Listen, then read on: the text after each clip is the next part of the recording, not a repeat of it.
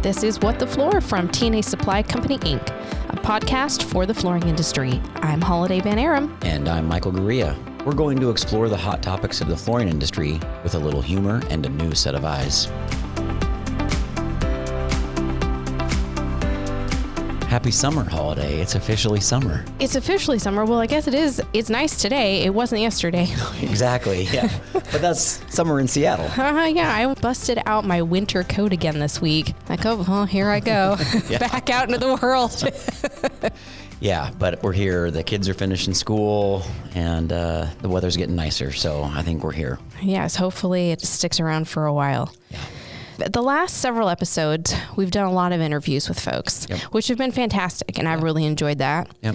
But we talked a lot over the last several weeks about what we wanted the next episode to be about, and we thought more a conversation between the two of us. Yeah. So you had a couple ideas of some things that you wanted to talk about, and we'll just kind of see where the conversation leads us. Absolutely. I think the interviews have been fun, and naturally as a podcast, I think interviews make a lot of sense, especially for our industry. We've been trying to introduce so many new themes and people to our listeners, but we settled on, it's a real changing market right now. It's so different than it has been the last really 2, even 3 years. So we kind of wanted to discuss how that's affected, our business, how that's affected our people, and what can we do to maybe change some things up to capture more business, to make ourselves better, and see where we can take that. Yeah, I think both of us are the type of people who don't just sit around and wait for other things to change, or like, okay, what do I need to do to make myself better, to take this opportunity and do something different and find new ways of just doing new things or doing the things that I'm doing differently and better. I think we both thought, well, maybe we could provide some advice to other people, or start having those conversations with others. Yeah, and I think the last 2 years have been so frantic.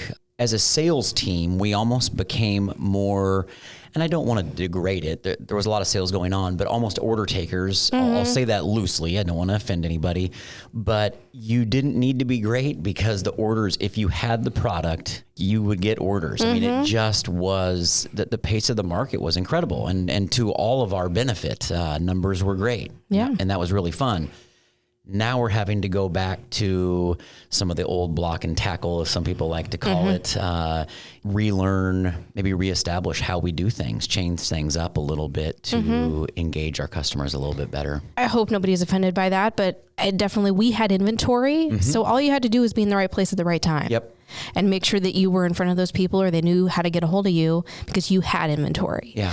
Well, now most people have inventory. I've been taking a master manager's class the last several weeks, and one of the conversations that we had as a group was about how things have changed and what did you do during the good times to set yourself up for maybe how things are different now. A lot of the conversation revolved around finding places to get inventory. Now we've got too much inventory and things that aren't necessarily popular anymore. Right. And we also maybe diversified who we buy from, and we've got access to products that we never had before, or more suppliers than we've ever had before. And so just things are a little different, and we can maybe take some new opportunities, but we tend to fall back into that same block and tackle that we're used to in tough times.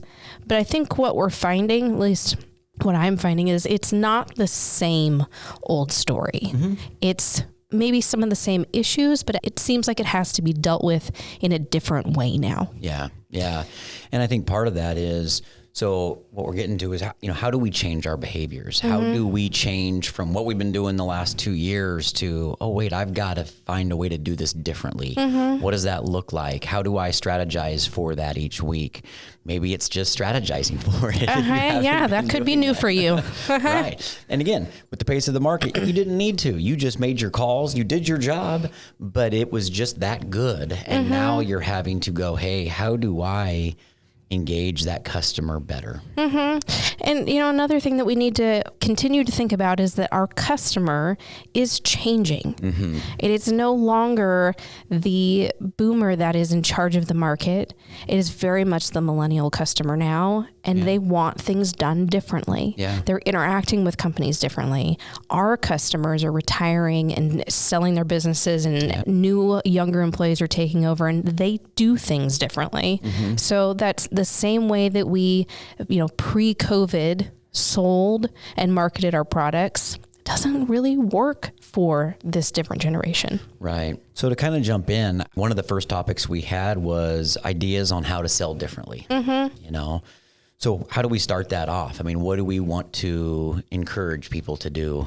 Well, I think first and foremost, people need to recognize that they actually have to do some kind of selling behavior. Don't just assume that you can just show up and take an order. Yeah. That you can just drop off a sample, and if they have it, they're going to find it, understand it, and gravitate towards it. You've got to actually put in some effort to sell that customer the product. For me, it's not a one-time deal. Right. You've got to come back a handful of different times and in different ways. It's in person, it's phone calls, it's emails, it's reaching out to them on social media or sending them videos, or finding different ways to approach them. And it's got to be multiple touches. Yeah. One of the thoughts I had in regards to that alone is even changing up your schedule, hitting them at a different time. Maybe you go to customer A and you hit them every Tuesday at 9 a.m. And so you engage specific reps at that time, or, but if you went on a Thursday at 3, who would you see that's different? Is the decision maker there? Are there reps that you haven't PK'd because they're never there on Tuesdays at 9 a.m.? So it's really changing up. What kind of interaction is different on Thursdays at 3 versus Tuesdays at 9? Yeah, for sure. If you're looking at your call list and the expectations are that you're going to grow your business this year, and it's difficult for you, you're going to try to figure out how am I going to do that? You're not necessarily going to change all your customers, but changing who you're talking to in that store, that could make a huge difference. Yeah, absolutely. As many of you know, I like to run, and I do a lot of different routes. And then sometimes I do them backwards. And it's funny how your body, it feels different, even though it's very similar. Instead of that downhill, it's an uphill now. And the other uphill is a different downhill. So it just changes your muscle memory, makes you think differently, and it changes it up. Well, and I wonder too, how many of your customers don't even realize that you came in because you're always there at that same time. And, I saw that guy this week because we always see him, but was he really there? What color shirt was he wearing? But if you show up at a different time and you see different people, that's going to throw them off guard, and you're going to be more like, oh, Michael's here. What are you doing here? We had a conversation about why you came on a different day, and we're having like an actual interaction that they maybe are actually going to remember. Yeah. And now if you have a customer that wants you there on Tuesdays at 9, then certainly by all means show up at Tuesdays at 9. But I would still encourage you stop by at a different time and see if there's a different engagement you could have with that customer. Yeah, for sure. I think it seems silly, but another thing, just on that recall, bring different things than you normally do. Do your presentation differently. If you're I stop on my way at that same Safeway that I drive past every morning at that same time, and I get this same type of food to bring into that appointment that I show up at every Tuesday at 9 o'clock, it's the same thing every time. And that is forgettable. Because it's consistent. You don't have to remember that so-and-so showed up and brought my bagels. But if you show up at a different day and time, or you bring a different food item, or you don't bring it, you bring drinks instead of food, and make it entertaining. That's the thing that bothers me a lot of times. When I go to see customers, it's usually for a different reason than what our sales reps go to see them about. So I'm talking about different things. I have a different purpose. But normally when I go, I put on a show. It's an event. It's exciting for me. I want it to be special and entertaining. And, I've heard some interesting feedback from folks, some new people that we've hired too, about different things that they do that customers are like, I love that thing because they do it different. Nobody else does that. So what I have found, and this is going to be a challenge to the men out there, the women reps do it better. They bring better snacks. They think about it more. Their presentation is better. How important is that? I don't know. I mean, but it's more memorable. We had a rep who used to be up in our north end, and she always did such a good job with the treats when we did PKs together. I was always impressed about the layout and what she brought. We've since hired a new rep in a different territory, and she does charcuterie boards. And people really enjoy what she brings because there's thought put into it. It's different. Now, can you do that every time? No. And is it necessary every time? No. I don't think you would want to do that, but certainly changing it up, bringing a little different flair can make a difference. Yeah, I think the moral of the story is to think a little bit more about the things you just do out of habit. Yeah. And put a little bit more thought into them, and they become a little bit more important. So the next thing we had discussed was, how do you differentiate yourself personally? Yes. How are you not the every rep that comes in the door selling me luxury vinyl products? Exactly. That's hard. Yeah. I think we talked a little bit about showing up differently, providing things that other reps aren't doing. Those are certainly the easy things. There's got to be some personal engagement. Yeah. And if you're just showing up and showing a product and you're not engaging with them and finding something of interest and, a topic that you can discuss with them that's maybe outside of what you were there to present, but can then tie it into and draw them into the conversation, I think that's one thing that certainly can set you apart. I had some fun last week. I was over in Boise. One of our sales managers and I were over there, and he had a great story, and so I'm going to tell it. He likes to iron his clothes the easy way, which is putting them in the bathroom, turning the hot water on, closing the door, right? It's the easy way. So he got engaged with his daughter on FaceTime doing homework, and he went to take a step off the bed, and there was a 1/4 inch of water on the floor. Oh. So the plug got left in the bathtub and flooded his entire room. Goodness. The reason I tell this story is, one, it's funny, and two, is we were at a customer the next morning, and he told the story because it was worth telling. And then they proceeded to tell us their horror stories at hotels. And it was just fun to have these personal moments of engagement. I actually followed up in an email with them this week and was like, hey, it was fun telling the hotel stories, while we engage. So it's finding those little moments of personal engagement that differentiate yourself. Yes. And if you can tie those into and turn those stories into a reason that they should buy something from you, fantastic. Absolutely. I mean, immediately when you started telling that story, I was like, but I have a waterproof laminate and it didn't ruin the floor.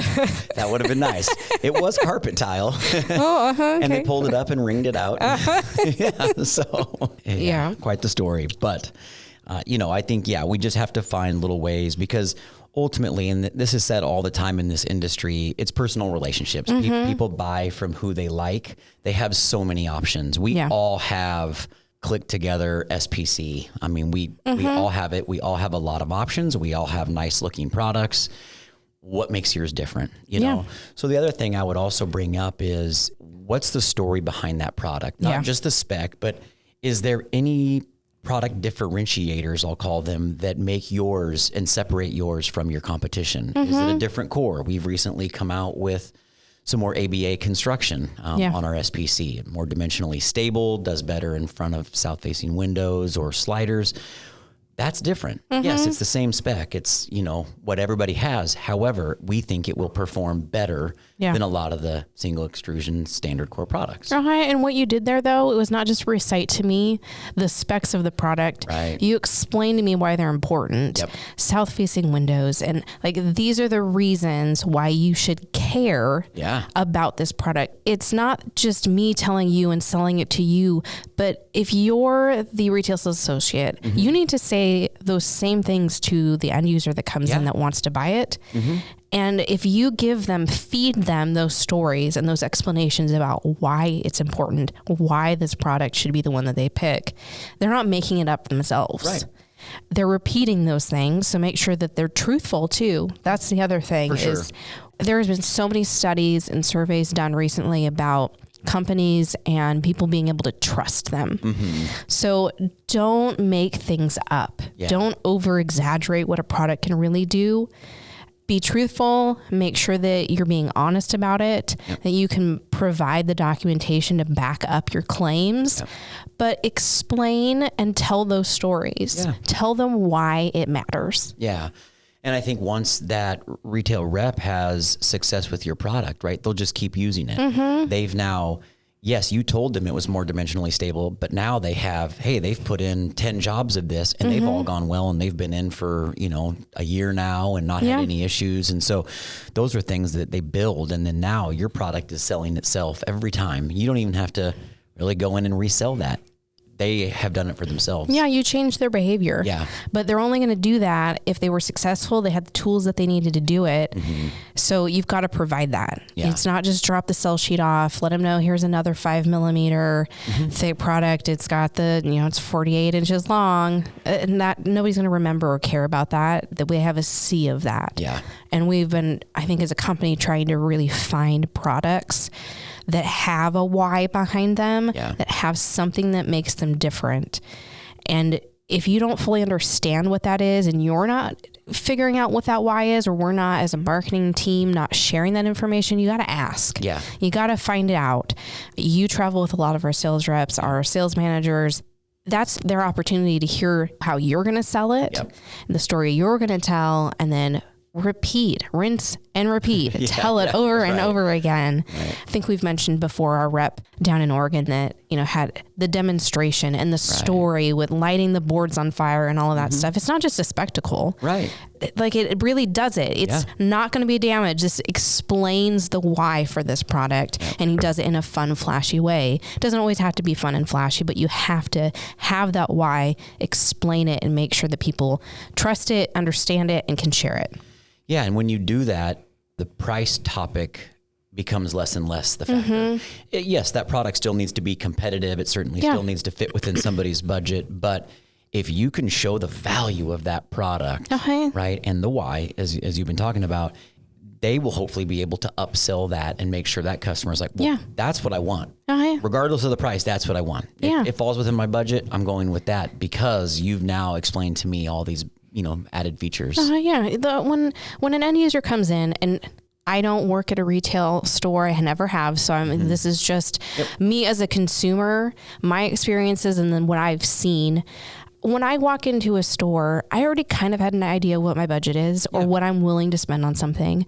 If I'm going in there and I see a product that has that story and it's more expensive than I initially thought I want, it's the story that's got me. And there's so many products are so successful because they've built a story and they've built that why, and they've proven that they're worth it, that it doesn't matter how much it costs. The consumer wants it. And we try to do a good job as a company of telling those stories so that, they're found online. It's easy for consumers to find it and come in and just ask for the product, but it doesn't always get through. And you've got to come around the other side and sell it and push it into that store and make sure that they understand it. Yeah, I think one of the companies that's done that the best is Apple. I mean, people will pay more because it's an Apple product. Right? I mean, they don't even question the price tag. No, people will sign up and get a new phone every year because they want the latest and they want that product. And then they want the AirPods that go with it and the MacBook and, the iPad. I mean, it's incredible what they've built, and they've never been the low cost. They never have. And they've never tried to be. Right. It's not who they are. That's not the type of product that it is. So when you're trying to sell a product that is not meant to be the cheapest product, you don't need to talk about the price. You can tell them what the price is because they're going to need to know, but that's not the selling feature. And there are plenty of other features. You just have to take the time to sit down and understand it. Ask questions if you don't. If you're not sure and aren't convinced that this is worth it, then you need to find out what it is, because maybe we missed the mark on explaining it. And I think that's where for you and I, it's incredibly important. You as being, in the marketing department, and then myself being kind of on the front end of presenting and starting a lot of these products, launching a lot of these products. If we're not helping our reps understand the why, then we haven't done our job. And you need to call us out on that. We need to put more thought into it so that you can be successful. But we're not going to know that if you don't say anything. Exactly. Because we knew everything about it. If we didn't explain it correctly, that, I don't know that I didn't explain it correctly. Yeah. And you always run into that issue where we learn it, we know it so well. Are we passing it along well, though? That's the important part. Sometimes we probably keep too much of the information to ourselves and don't pass it along the right way. So it is important to make sure we're passing that down. Yeah, and trial and error. Yeah. I think don't just keep doing the same spiel every time. Yep. Look and see if it made a difference. Did those people seem like it resonated with them? Did it make them want some samples? Did they play on their phone the whole time you were talking to them? Like if that story doesn't resonate with them, then maybe we need to change it a little bit. Well, I think we found that out with Sono and Elandura. I mean, PVC free is important, but it's not the driver with either of those products. And they have so many other features, but they get lost because you were so concerned about explaining the PVC free story. Yeah, we got kind of stuck in those weeds and we forgot about all the other added features and benefits that product brought. Yeah. And we missed the boat a little bit. Yeah. So we have to make sure that we're engaging the right story. And if we're not, making sure we're adjusting the story to be relevant to our customers. I want to kind of pivot a little bit and talk about how you can market yourself differently. What can you be, besides just coming in and doing your normal, I show up at a store, I give my PK, I drop off my samples. What else can the sales rep be doing to reach their customers in different ways? Yeah, and there's a lot. And it's funny, as we were kind of preparing notes and going over this is probably where I don't do a good job or haven't. I'm of that generation. I'm probably, hopefully still a little younger, but I'm in this interim generation where I don't use social media well at all. I'm just not a fan. I don't engage in it well, even personally. It's just not my thing. But I need to do a better job, flat out. There's ways I need to engage in that more to make sure I'm in front of different people.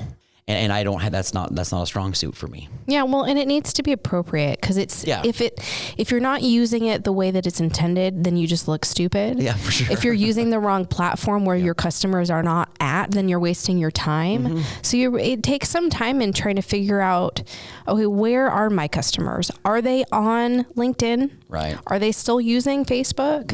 They're probably not on Twitter looking for flooring right now.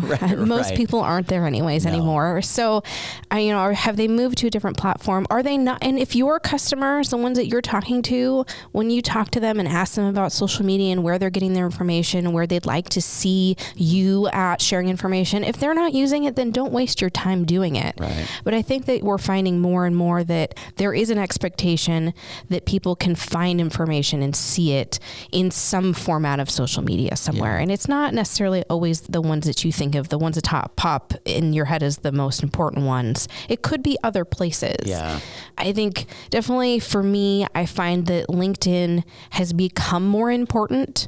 I think they've changed the way that the platform works a lot over the years, and it is becoming more important for business people to share business information that way. And it's not the sole only place that they need to share it, but it's definitely a really good place to find people and try to hone in and kind of widen your networking.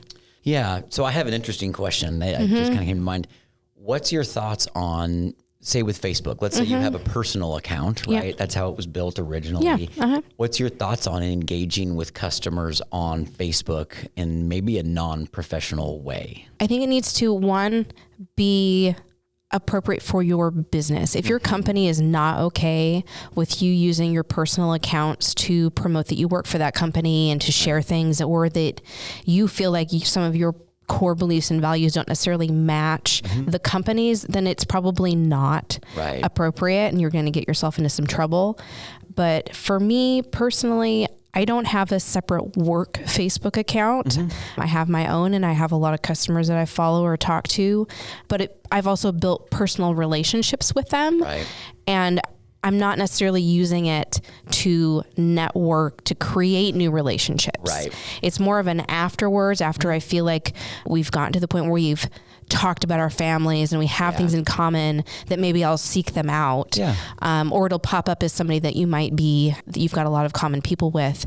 So I think it's appropriate, but I think that you should think about the type of content that you share and whether or not you actually want your customers to see that content. I think that's the biggest thing is if you're going to engage in, even I'll call them personal / professional relationships. I think you have to think that much more about the content that you're sharing because you do represent the company you work for. Yes. And again, even if it's on more of a personal, professional level, they're still your customer, even if you've become friends with them. So it's an interesting thing to think about for those that use that as a platform. And which is why I definitely recommend, if you're using social media for marketing and networking and business relationships, I would heavily lean towards LinkedIn, because that is less of a where I put my family in front photos and the like weird like TikTok videos that I find and stuff. That information is public for the most part. And you got to be careful about what you put out there about yourself. And because sometimes it will come around to bite you. So I definitely would suggest that people lean more that direction. But I certainly have, family and friends that include customers and business associates. But I also find that I use social media to watch other people. I'm not necessarily super active in a lot of places. I ebb and flow depending on what I have going on in life, but I certainly watch a lot of people, watch a lot of other companies, watch our customers' accounts to see what they're doing and what's changing. And that's on a lot of different platforms. And I think it's good just to know what's going on. You need to stay relevant. If there's a new product that's come out from your competitors and you don't know anything about it, but they've got it all over their social media channels, you look kind of stupid not knowing about it. No, absolutely. And I've actually used Instagram for that. I follow companies and it is interesting to see, they just launched this new thing. There's definitely ways to use social media that are benefits. You may see, hey, that person no longer works there. They work here now. Well, I've got a relationship with them. I need to reach out. Maybe there's an opportunity to either buy what they're selling or sell what we're, have them buy what we're selling. So there's lots of ways you can use social media to better yourself and grow your business. I think you really have to be aware, especially on the personal front. Yeah, for sure. Outside of social media, even though we are not necessarily all work from home anymore, some of our customers still don't let us come into their showrooms as often as they used to, but for the most part, we're open for business. I think it is still really important though, to not only show up in person, but to be reaching out through email, through phone calls, sending links to videos on products, sharing information that is not just what we talked about in person, following up with information. Maybe you've given it to them or have talked about some video, but you can follow up that PK with an email too, and make sure that video lives in their inbox, or they can save it into whatever resource management they have and put it on their website if it's appropriate for that, or all kinds of stuff like that. Idea. So, I've changed the way I do our presentations. I try to make those presentations not just a selling or a training tool for us to educate our sales team, but there's not a lot of information in there that is irrelevant to our customers. Our team can take that presentation and use it as a tool either to give their own presentation or to send it to them afterwards. So I think it's important for multiple touch points in any time that we're trying to educate people. It's not just a one PK or one link to the website or something. It's 2 or 3 touches or 3 or 4. Following up. I saw another thing that reminded me of that conversation that we had about that product. Here's another link to more resources.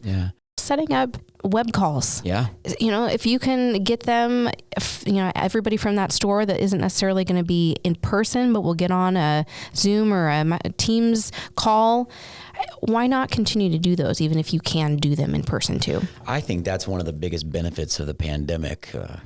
It's a weird way to say it, but is how comfortable people became with Zoom, Teams, whatever platform you choose to use. Because we had those platforms before and we used them and we all felt clunky using it. And now, not only are we really good at it, but our kids and everybody else in our lives, because that was the way to do it for so long. So if you're not continuing to use that or finding ways to use it, I think, just reevaluate that. Think, hey, could I use it? Could I engage? If you're down in our Portland market and you want one of the product managers to give a thing, well, maybe they can't get down there on that date, but could you use Zoom or Teams to patch them in, and they could still give a presentation, and you're there live and bringing fun new treats and engaging that audience. Yeah. So we had a sales meeting with a group of our sales representatives a couple of weeks ago, and one of them mentioned using technology in his in-person presentations. And it was a type of technology that his wife, who's a teacher, uses in her classroom to engage kids. And I thought, that is a fantastic, I don't remember the name of it. Kahoot. Tony? Kahoot. My kids do it. Yes. So that is a really fun way to use technology that people find entertaining still. And I mean, it's like a party trick. Yeah. Without being like a magic trick. Like, you know, magician. You're not a magician, but you're the Kahoot guy. So I thought that was so awesome. That's a really great way to incorporate something fun and different and memorable and technology savvy, which makes you look really cool as long as it works. And then but I thought that was a really great way of finding something new and different to incorporate in your presentations. I'm sure there's plenty of other types of things like that you could find.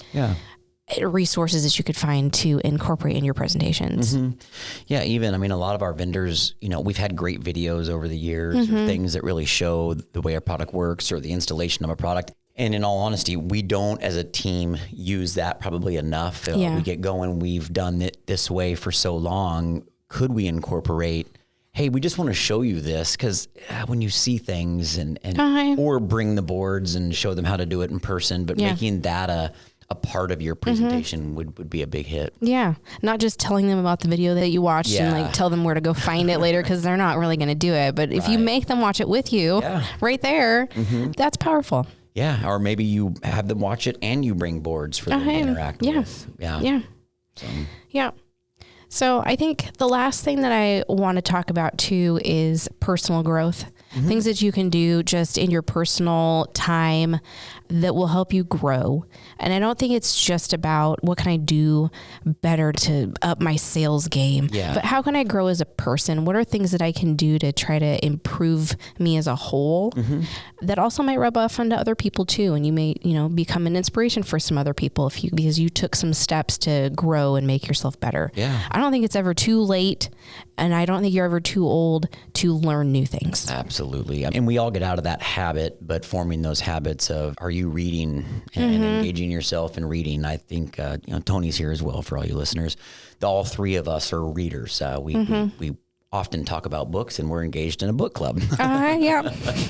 So speaking of the book club, I haven't started yet. No, I haven't either. But you guys talked a lot about the why and talking more about why we bring products on. And that was our book club. I mean, you even brought up the Apple example. So that was our book club, I don't know, a handful of months ago. And I have changed how I make my presentations that we use to educate the sales team and our customers. So just like a little a book recommendation. Simon Sinek. Start with why is fantastic. Yes. I listen to the audiobook. Most of the books I consume are the audiobook, and I can recommend that. But I've heard a lot of people really like it, and I thought it was really useful. Yeah, and they have it as a TED Talk too that you can find on YouTube. If you don't have time to read the whole book, or you just want to kind of figure out what it's about, there's a really good, fairly short TED Talk where he goes through the presentation of it. And that's how I first saw it. I was taking a class. It was one of the assignments to watch that. There's something that I did many, many years ago that was recommended by a employee that works here that I definitely would consider a mentor for me. And we had a handful of other employees who did the same thing. Went to Toastmasters.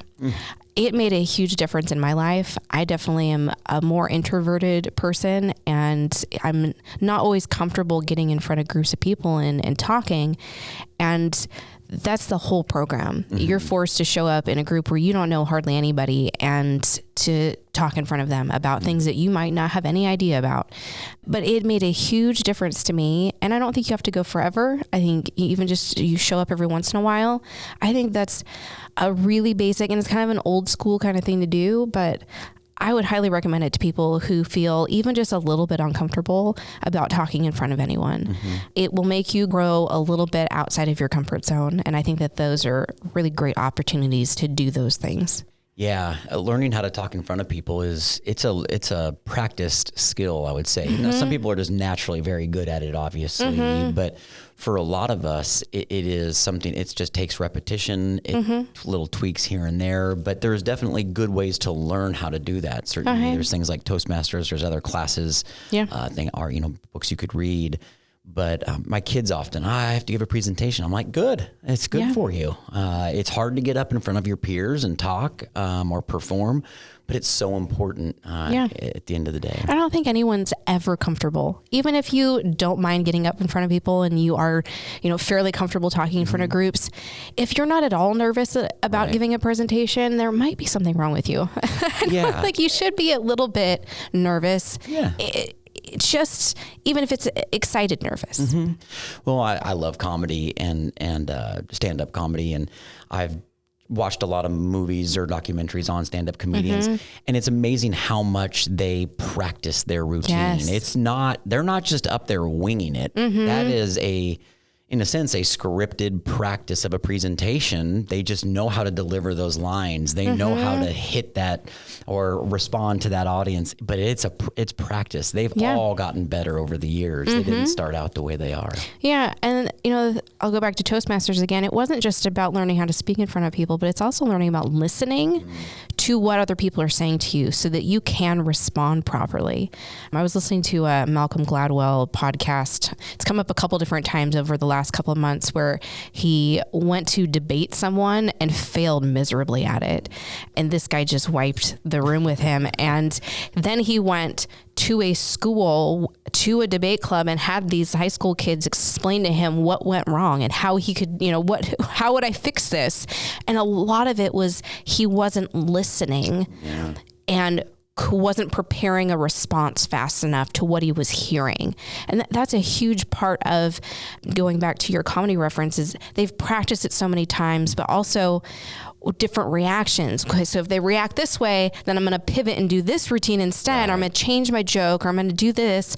You have to practice with all of these different elements, and you have to listen to how your audience is responding so that you can stay relevant and continue that conversation and have them remember it. Yeah, no, I think that's a great point. I never thought of it as listening, but when you're giving a presentation, you can read the audience. There's little cues that audience is giving you the entire time. And it could be an audience of 3 or it can be an audience of 30, right? Or bigger. It doesn't matter.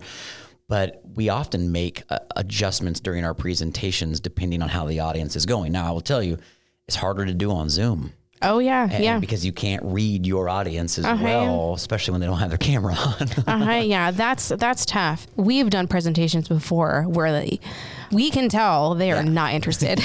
And so you've got to quickly, it's like eye contact. Yeah, they don't like this. We got to move on to the next thing. This isn't working. Yep. But even on Zoom, I guess I was fortunate to be a little bit more technology savvy where I recognized very quickly that I needed to make sure that I have my presentation up and I can see everybody whose cameras are up on a separate monitor. And I have the setup because you can't, it's harder on Zoom, but you can tell when they're not paying attention and where you need to, there's way too much on the slide. I just need to skip through it. Yeah. They're not interested. Moving on to the next thing. It is hard when they don't have the cameras on, which is why in-person presentations can be easier for that, but you have to listen. You have to read the room. You can't just do the presentation the way I do it. Damn it. And this is how, they're just going to have to suffer through it. Right. If it's not worth it and they're not listening, it's time for a joke. Let's go back to our friend Jeremy. All right, it's time for a joke, guys. Yes. We're going to get y'all, or Tony, everybody needs to stand up and shake it out. So sometimes you got to do those things too, because you're reading the room and, realizing what's going on around you. We all have kids when they're not paying attention. There's no point in continuing to lecture them about it. Right. You need to find a different way to reach them. Yeah, or a different time. Yes, or a different time. It goes back to your first point. Yeah. Maybe you need to show up at a different time. Yeah. If these PKs are always a disaster for you first thing in the morning, maybe you need to ask them if you can come in the afternoon. Yeah. Because maybe not enough coffee yet, they're not energized enough. There's just too much happening in the morning that they can't concentrate. Yeah, that's when all their problems are hitting. Their installers are there. They need to get stuff out. They got to catch up on. They got to get that quote out. It could just be the wrong time. And maybe that's just when they've done them. Your customer may say, we only do PKs at 9 a.m. on Tuesdays. Okay. Ask. Yeah. Hey, by the way, I noticed. Yeah. That doesn't seem like a great time for you guys. Could I try a Thursday at 3? Yeah. And just see if it changes. Yeah. You might help them realize that wasn't a good time at all. This is way better. The engagement was far better. They learned more. They retained more. Yeah. So don't be afraid to ask that question. They may tell you, no, this is how we've always done it. And this is what we're doing. Okay. Then you take that opportunity and you do it. But it's worth asking. Yeah, for sure. So if we were giving recommendations, I feel like we've given a lot of recommendations. Hope so. But I do feel very passionately about education, and I feel like there are lots of places that you can go. LinkedIn has a fabulous program called LinkedIn Learning that you can use if with certain library memberships, you can use it for free, Tony, right? So it's not necessarily something you have to pay for. If you know the secret codes to get in, just contact me if you need to figure it out. There's so much learning. YouTube is great. Yeah. And there are so many authors that gives, talks about books that they wrote. If you don't have the time to actually listen to the whole book or read the whole book, find the TED Talk on it. Find, the author talking about it, giving you the main snippets. I have gone back to school so many times in my life, but I feel like that I never really knew what I wanted to do until I'm actually doing it. And then I started, okay, well, I want to pivot this way and I want to learn more about this. And I'm not ready to stop learning new things. So it can be expensive, but you can also find ways to, work around that, and, free classes and things. You just have to keep your eyes open for those opportunities. Yeah. NAFCD has some fantastic training programs. The Hardwood Association has tons of resources, and we're a member of that. We can share that information with our sales team. They can log in and watch all of those training videos and read all that documentation. There's classes you can take. We would just have to get you signed up. Ask for those opportunities. If there's something that you are interested in, that you want to know more about, that you don't feel comfortable with, reach out to somebody who might know more than you, or that you feel like is an expert on something. And where did you learn this? How did you learn this? Because they might say, I watched this video, I took this training course, I talked to this person and he taught me how to do this. Right. So I think there's so many opportunities for that. And you just need to take a little bit of your time.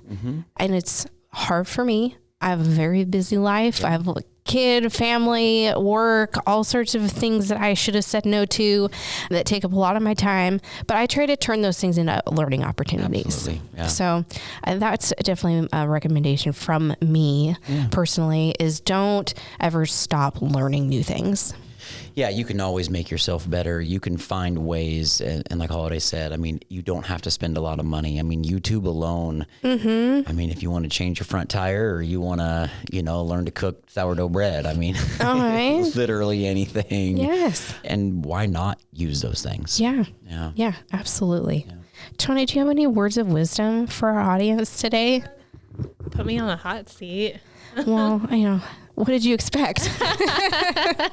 No, I'm really passionate about education too, and really like learning. So like you already mentioned, the LinkedIn Learning, and there are conferences and seminars and webinars and all kinds of things for any industry and any profession. So I think those are really valuable too to look into. So like we're both part of Marketing Profs, and that's been really valuable over the years. So I'm sure there are ones for accounting and ones for purchasing. Like, I don't know. I'm sure, of course. I'm sure there are all these things for all that kind of stuff. Master Builders has lots of classes. The Flooring Association used to, and I know they're trying to head that direction again. Good. Yeah. There's lots of opportunities in your industry to find ways to learn.